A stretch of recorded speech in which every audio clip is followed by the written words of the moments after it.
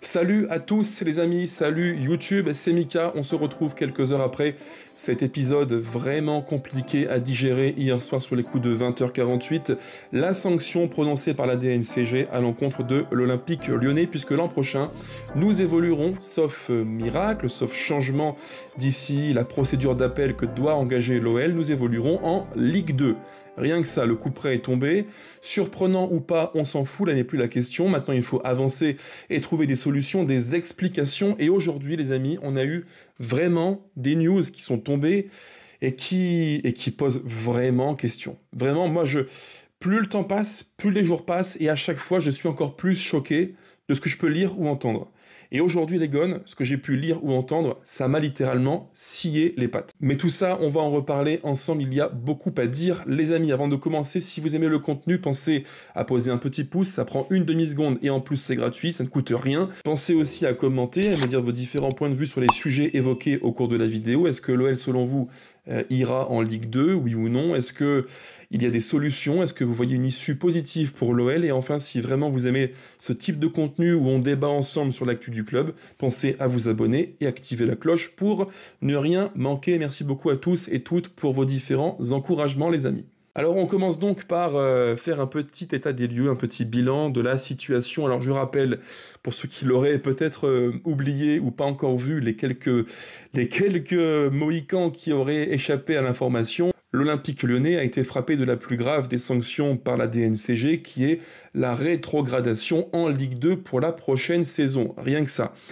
Était-ce vraiment surprenant? Alors il y a deux sons de cloche. En vidéo, je vous ai dit que pour moi, de ce que j'ai pu constater, et c'est d'ailleurs l'une des limites de l'analyse vidéo sur YouTube, on n'a pas accès à toutes les données, donc il faut rester modeste et très humble face à la méconnaissance des sujets.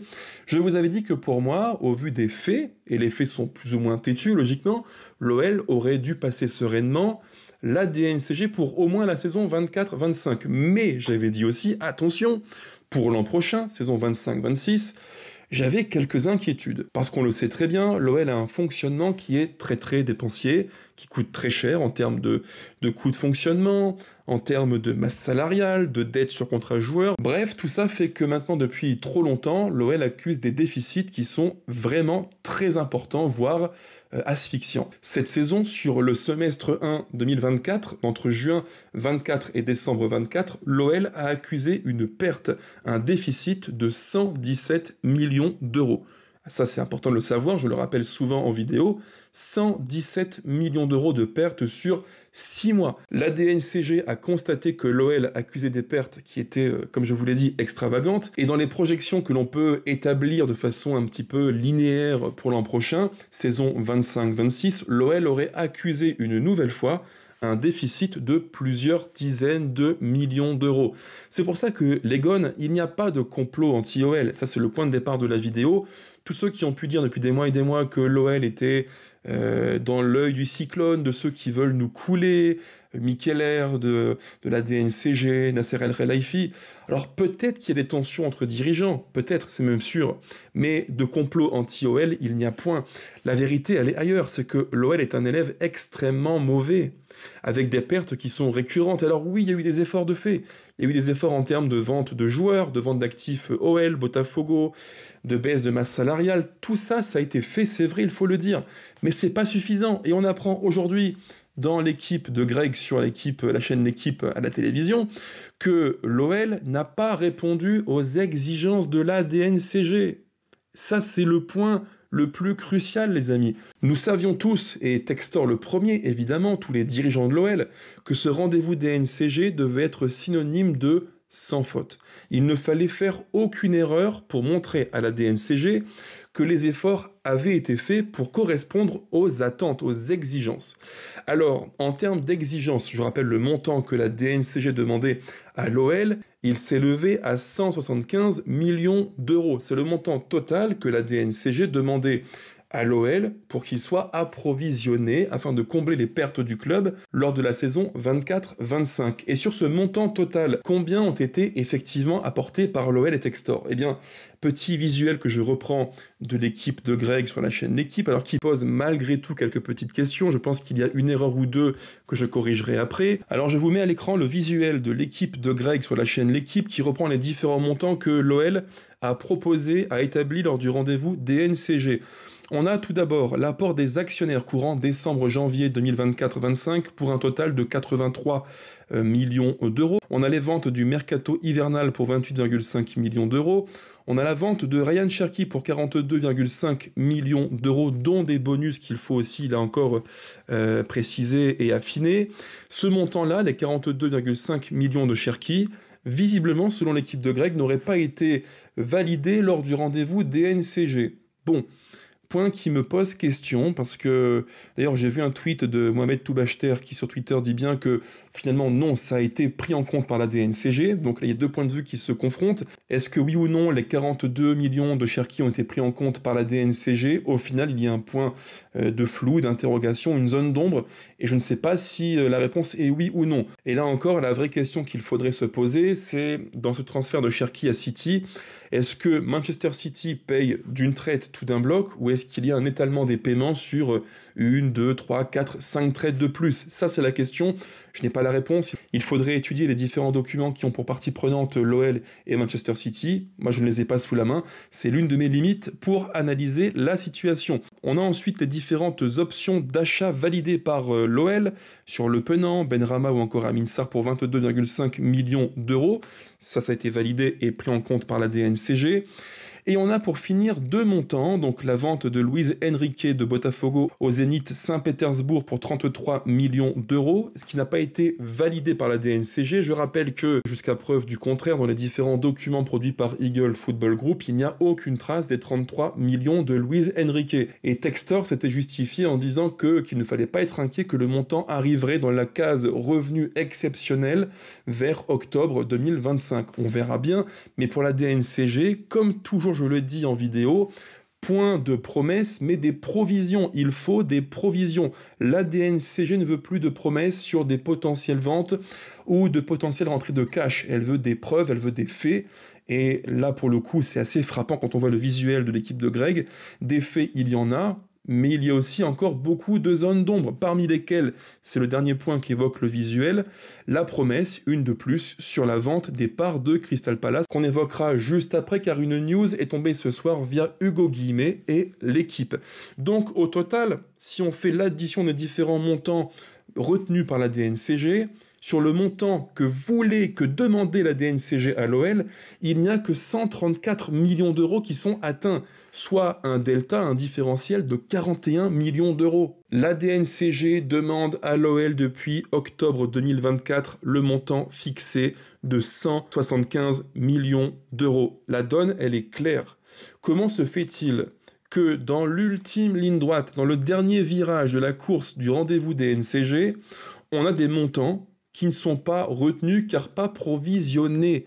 C'est de l'inconscience. Je le répète, il n'y a pas de complot anti-OL, il n'y a que John Textor qui s'obstine à refuser les règles du jeu. C'est ça le constat.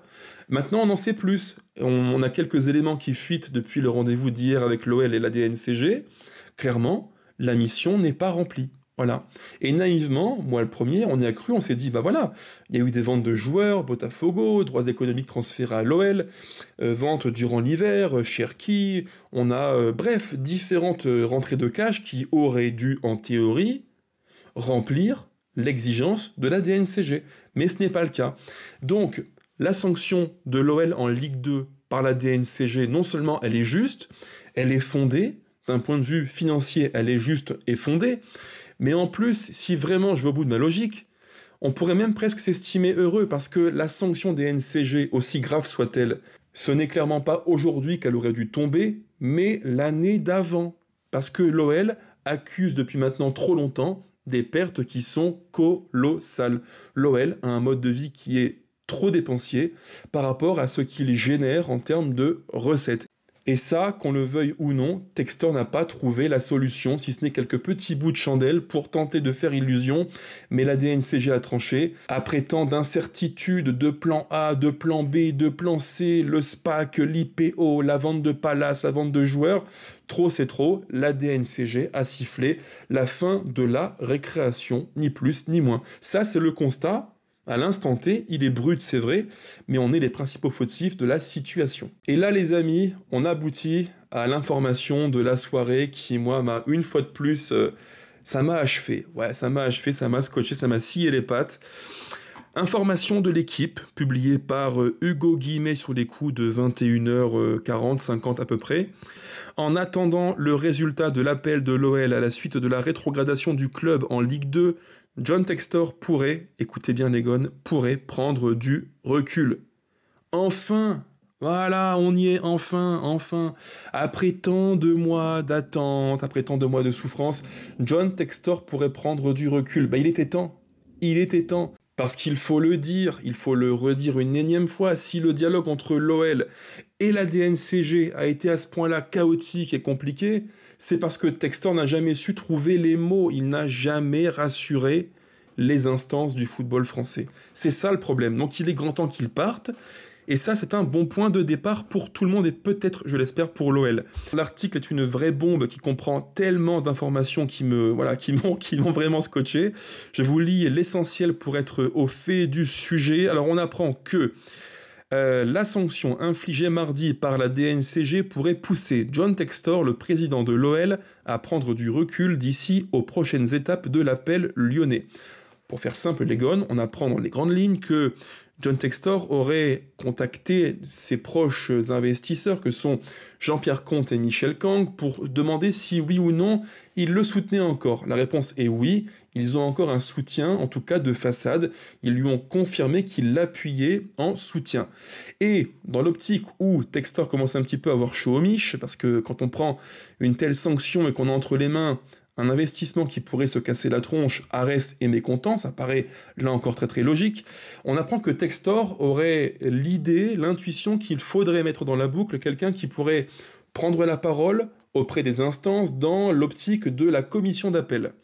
En fait, pour faire simple, je pense qu'il s'est rendu compte qu'à cause de lui, le dialogue entre l'OL et les instances étaient plus que brouillés. C'est bien, John, c'est un bon début. J'en ai fait le vœu hier en vidéo, je pense qu'il faut qu'il prenne du recul et qu'il se barre. Mais s'il a compris, ce qui est un bon point de départ, qu'il fallait qu'il prenne du recul et qu'il arrête de polluer à coups de Botafogo, c'est ma réussite, est-ce que vous avez vu les matchs de mon club chéri, Botafogo, Mondial des clubs? On n'en a rien à foutre. On s'en bat les coucougnettes, nous c'est l'OL et la DNCG c'est tout pareil. Ce qui l'intéresse c'est l'Olympique lyonnais, pas Eagle, pas le projet multiclubiste, pas Botafogo, mais l'Olympique lyonnais. Donc si Textor prend du recul, très bien, moi ça me va, et je pense sincèrement que ça fera le plus grand bien en termes de fluidité pour le dialogue entre l'OL et les instances du football français. Je poursuis la lecture de quelques passages de l'article. On apprend que John Textor n'a pas pu dormir sur ses deux oreilles, pauvre chou, lui non plus, parce qu'elle n'arrête pas de siffler, et parce qu'il est pris au cœur d'une tempête médiatique et financière qui pourrait l'emporter à court ou moyen terme. Ça, quand même, les gones, c'est pas rien. C'est une vraie info que nous livre Hugo Guillemet. La tempête pourrait emporter d'ici peu John Textor. Le président d'Eagle Football semble acculé et doit faire face, au-delà d'une pression populaire désormais décomplexée et générale, à la pression plus intime mais tout aussi forte de ses coactionnaires et de ses prêteurs, en l'occurrence Arès Management. Alors là, on sent clairement que l'étau se resserre pour Textor, ça paraît évident, mais Arès Management a consenti un prêt à Eagle, à Textor, pour acquérir l'OL, pour un total d'environ 425 millions d'euros. Et sur le prêt qu'a accordé Arès à Textor pour acquérir l'OL, il y a environ 150 millions à peu près qui ont été gagés. J'imagine, et c'est ce que dit l'article de Hugo Guillemet, que Arès Management, si la vente de Palace se concrétisait d'ici quelques heures, quelques jours, voudrait récupérer, et ça paraît fort normal, une partie de sa mise. Donc la pression, je peux la comprendre. Arès est un fonds d'investissement. C'est pas un fonds philanthropique qui est là pour aider l'OL et Eagle et Textor. Arès Management veut retrouver ses billes pour contenter ses investisseurs dont elle défend les intérêts. Ça, ne l'oublions pas, c'est super important. Conscient que sa voix n'est plus audible en France et face aux instances françaises, Textor aurait déjà initié quelques pas de recul, écoutez bien, cherchant autour de lui une figure autre que la sienne à pousser en avant dans les prochaines étapes de recours. Donc là, il y a une mise en recul, une prise de distance de Textor qui sent bien que le vent tourne pour lui, qui n'est plus, et même plus depuis très longtemps, en odeur de sainteté. Ça, c'est un euphémisme que de le dire, une lapalissade. Donc il veut trouver quelqu'un qui pourrait, devant les instances, incarner l'OL, incarner Eagle et peut-être apaiser le dialogue, les discussions entre les instances et l'OL. Je poursuis la lecture et c'est là, les amis, que l'on rentre dans la 5e dimension. Alors, quand j'ai lu ça, je me suis dit, c'est pas possible.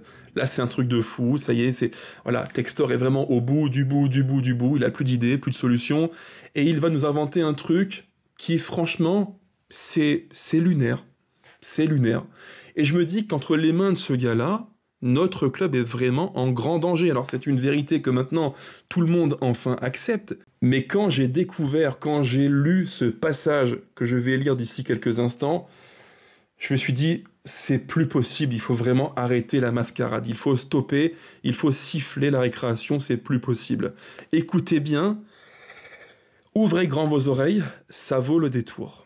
À ce stade, il faut se pencher sur ce qui semble avoir été le nœud du problème. Mardi, en fin d'après-midi, lors de l'audience à la DNCG. Au-delà d'environ, écoutez bien, 70 millions d'euros injectés par un fonds de pension américain. Qu'est-ce que c'est que ce truc?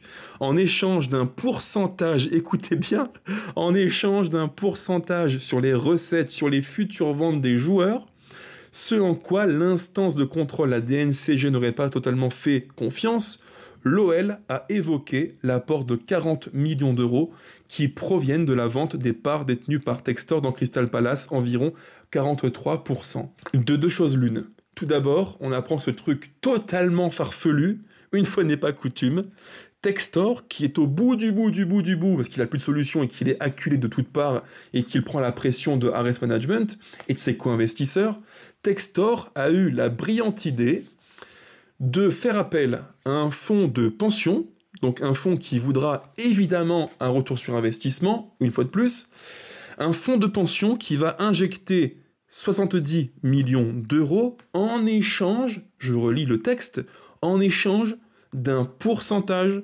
sur les recettes, sur les futures ventes de joueurs. Est-ce qu'on se rend compte à quel point c'est fou? C'est totalement fou, ce gars-là est un malade. Il est en train de nous foutre le club dans des montages financiers qui sont en tout point délirants. C'est du délire. Pour faire très simple, si je reprends l'article et ce que j'ai lu à l'instant et que je le reformule, ça veut dire quoi?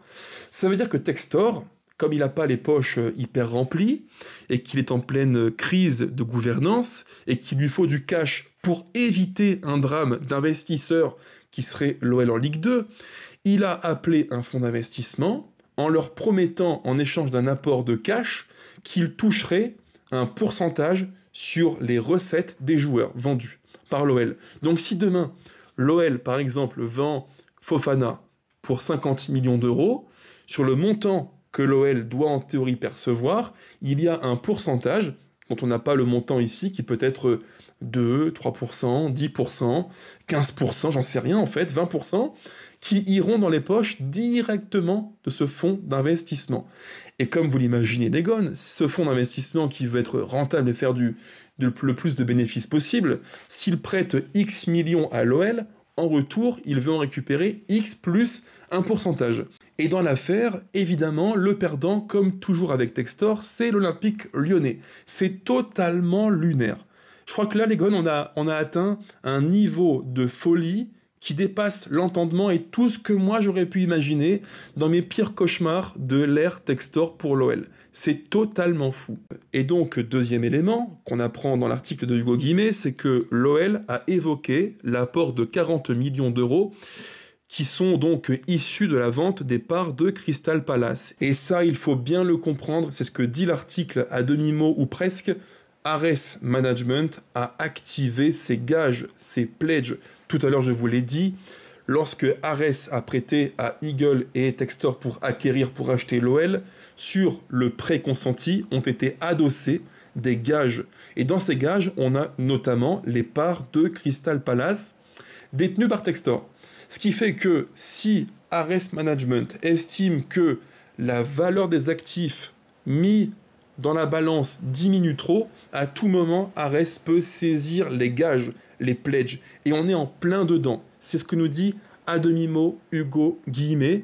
Je vous lis la suite. Cette transaction, donc les 40 millions que j'évoquais à l'instant de la vente de Crystal Palace, officiellement signée depuis dimanche, va rapporter près de 210 millions d'euros à l'américain. Mais il ne pourra pas en jouir, car selon nos informations, ses avoirs au sein du club anglais étaient entièrement gagés auprès du prêteur Ares, à qui Textor a emprunté quelques 425 millions d'euros pour racheter l'OL. Les taux varient entre 11 et 16% pour ce crédit qui devra être remboursé en décembre 2028 par le Floridien. Confirmation, s'il en fallait une, Ares a bel et bien activé ses gages sur le prêt consenti à Eagle. Donc Ares ne fait plus confiance à Textor pour honorer ce qu'il lui doit. Et donc Ares a bien saisi la vente des titres de Palace pour se rembourser. Et ça en dit vraiment beaucoup, mais vraiment beaucoup sur le climat de défiance qui peu à peu s'est installé entre Ares Management et Textor. Je rappelle aussi qu'au sein du conseil d'administration d'Eagle ont été nommés 5 administrateurs, dont un qui est Christopher Malone, qui est un expert sur les questions d'optimisation financière. Je pense qu'il y a là une tendance qui est assez forte, les gones, sur la contrainte, sur la pression qui s'exerce autour de Textor. On sent que clairement, il est au bout, mais vraiment au bout de la piste. Et le pire, c'est qu'on n'est même pas au bout de nos peines, les amis. Alors, entre-temps, Ares a envoyé à la DNCG un courrier en certifiant qu'ils étaient en soutien dans le dossier d'Eagle et de l'OL, ce qui est un point assez rassurant pour nous, en tout cas. Mais on apprend juste après, je vous lis le passage, il semblerait que le club doive se préparer à prouver un apport en cash supplémentaire de 70 millions d'euros. Alors, est-ce que ce montant-là est à mettre en corrélation avec le montant que le fonds de pension aurait dû apporter en échange d'un pourcentage sur les ventes de joueurs? Peut-être, je ne sais pas. Là encore, c'est Ares qui pourrait être la solution qui apporterait donc le montant que j'évoquais à l'instant pour combler les pertes de l'OL pour l'an prochain. Et on apprend que si tel était le cas, le fonds d'investissement pourrait gagner une influence capitale de nature à écarter Textor de la sphère de prise de décision. Mais la situation n'en est pas encore là. Et pour finir, écoutez bien, c'est le retour du vengeur masqué. C'est le retour de celui qui a été bouté en dehors de l'OL, un petit peu en catimini, par la petite porte. On apprend que, dans ce cas de figure, un retour de Laurent Prudhomme à un poste à responsabilité n'est pas à exclure. L'ancien directeur général du club a entretenu le lien, avec Ares depuis qu'il a été écarté de ses fonctions il y a quelques semaines. Qu'est-ce que vous voulez que je vous dise, les gones? Notre club est un club totalement bordélique, c'est l'anarchie, j'ai plus les mots en fait, voilà. C'est Dallas, ton univers impitoyable, voilà, c'est JR, Bobby, voilà, c'est comme ça, c'est n'importe quoi, c'est vraiment n'importe quoi. Laurent Prudhomme qui a été écarté, mis de côté par la petite porte, revient, refait surface. Textor qui voulait s'accrocher avec une solution d'un fonds de pension qui pourrait aider contre un pourcentage sur la vente de joueurs, mais c'est le bordel complet. Vivement la fin, j'en peux plus. Je suis épuisé, les amis. Vraiment, vivement la fin, je suis claqué. J'en peux plus. Ne me dites pas que j'ai des cernes, je le sais, je suis épuisé. Ah, et puis j'y pense, j'ai failli oublier, mon Dieu, j'ai failli oublier l'information super importante entre-temps, puisque l'article le dit bien aussi, l'OL compte vendre pour l'an prochain 100 millions d'euros de joueurs. Ouais. Voilà. Autrement dit, la cure d'austérité, on va se la manger encore plus que prévu. Tout ce qui est joueurs frissons, Fofana, Almada, Mikotadze, préparez-vous, je pense que si un club arrive et met 30 millions sur un des trois, il partira, c'est sûr et certain. Vraiment, les gones, plus le temps passe et plus je me dis que quoi qu'il arrive, on va manger du caca l'an prochain, ça va être vraiment savoureux. Non, vraiment, là, c'est trop, c'est pas possible, c'est pas possible. Bref, sur ce, les gones, je m'arrête là, je ferme les rideaux, je suis épuisé. Je m'arrête là, c'est trop pour moi. Sur ce, portez-vous bien, on se retrouve très vite pour du prochain contenu. Ciao, ciao, je vous embrasse tous, allez l'OL toujours, malgré les péripéties de son univers impitoyable. Dallas de John Textor. Ciao, ciao.